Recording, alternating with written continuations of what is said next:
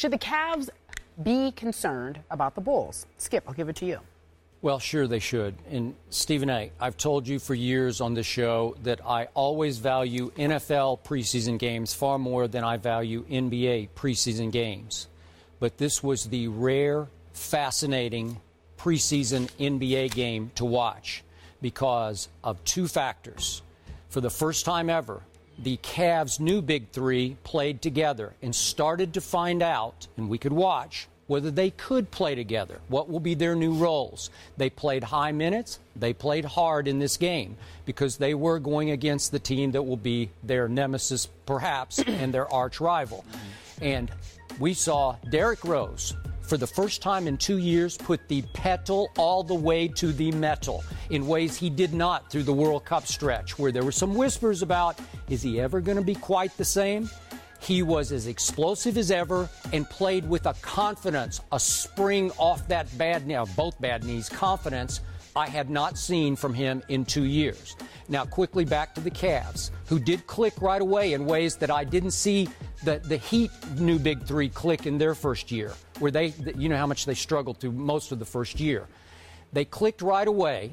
But these are the issues I see. Kevin Love had his first poor shooting night. He goes 2 for 10 and 0 for 5 from 3.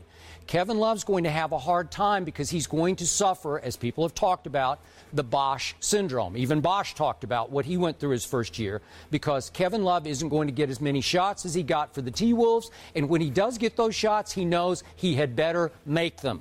And he missed all 5 of his three-pointers last night, after he'd been hot from 3 in games that he'd played without LeBron and especially without Kyrie. Speaking of those two, Kyrie started taking a bunch of shots. Kyrie likes to shoot the basketball. He wants it in his hand. What did he wind up taking? 19 shots to LeBron's 11 shots. I think LeBron, over time, isn't going to love this. They're going to have to find a happy medium because Kyrie degenerated a little bit into, I'm going to take D. Rose one-on-one, and we're going to go back and forth, mano a mano. Well, that guy, LeBron, he's pretty good. And I don't know if his ego is going to take standing on the side watching Kyrie go one-on-one with whoever it is, the point guard of the night. And I think that could be an issue going forward. Finally, to D. Rose. What he did do last night that he isn't often capable of doing is he made 4 out of 5 threes. That made him 12 out of 18 for the game. So all those kamikaze drives, which I don't think he can get away with from this point on because it's the Iverson syndrome. It's just too dangerous to keep driving like you're running through brick walls down the lane. If he can keep making those threes, he is lethal. He is unguardable. But you tell me, he's a 31% career three-point shooter. Do you think he'll be a Derrick Rose? Do you think he'll be that much better this year? Because if he makes 4 out of 5 every night, hey, they're going to win the East, is what I'm going to say. Let me state this for the record so everybody can understand my position and how much how affectionately I feel for Derrick Rose. You know how much I love this brother's game.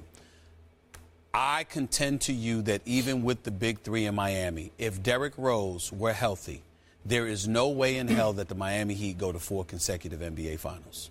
No way on earth. Somehow, some way, Chicago would have interrupted that stretch. Maybe 2 or 4, maybe 3 or 4, but 4 consecutive NBA Finals would not have happened for Miami. But they did beat them head-to-head. I understand that. I understand that. But, again, they were coming. Chicago was coming. And so now you have to look at this team, and that's why I say, to answer the question directly, LeBron is right. Chicago is a threat. There is no question about it. Well, he said before the game that Chicago's just better because they're more experienced. Well, he's saying they're better because they're more experienced. I'm saying even once Cleveland experience comes into the equation, Chicago's going to have their own camaraderie, cohesiveness, chemistry, experience that enters the equation as well. And I am telling y'all right now, when Derrick Rose is healthy, and I've said this on many occasions, Derrick Rose is a top 2 league MVP candidate. This dude is electrifying. This dude is a superstar of the highest order. He is somebody that I believe, when completely healthy, is a fitting replacement to the Jordan era. That's how I feel about Derrick Rose. He's on that level? No, I'm saying talent-wise. This dude is that lethal. he is that electrifying. It's just that he's small. He wasn't 6'6" like MJ. You understand? Couldn't create matchup problems, but the quickness, the athleticism. The only person that rivals Derrick Rose is Russell Westbrook. And to me, it wasn't an accident that he could have dropped 40 or 45 if he wanted to last night, because he was going against a young stud in Kyrie Irving, who I keep telling you can ball. Kyrie can ball. So with all of that being said, let's analyze the Chicago Bulls and ask ourselves about the legitimacy of LeBron James' statement. You acquired Pau Gasol, averaging 17.4 points last year in Los Angeles. He's not what he used to be. Certainly the defensive tenacity hasn't been there. That was a problem that they were complaining about Pau Gasol in L.A. But he can still average 17 points a game. Playing for Tom Thibodeau, you know he's going to play better defense than he did for Mike D'Antoni in L.A. last year. So I'm not worried about that. You're pairing him with Joakim Noah, with Taj Gibson. That's a big plus, because the Bulls never lost who they had. They drafted Doug McDermott, who's a sharpshooter out of Cretan. You've got also this kid, Morodic, out of Spain, Real Madrid, who's also a 6'10" sharpshooter. So you got two shooters. Mm-hmm.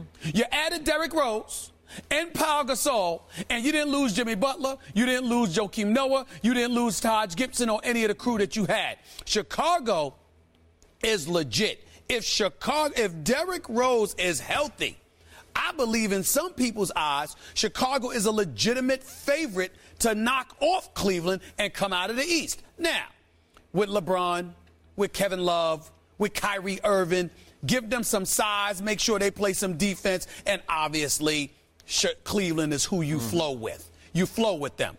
But I'm telling you right now, it's a pick 'em. It literally is. If both teams remain healthy, Skip, it's a toss-up.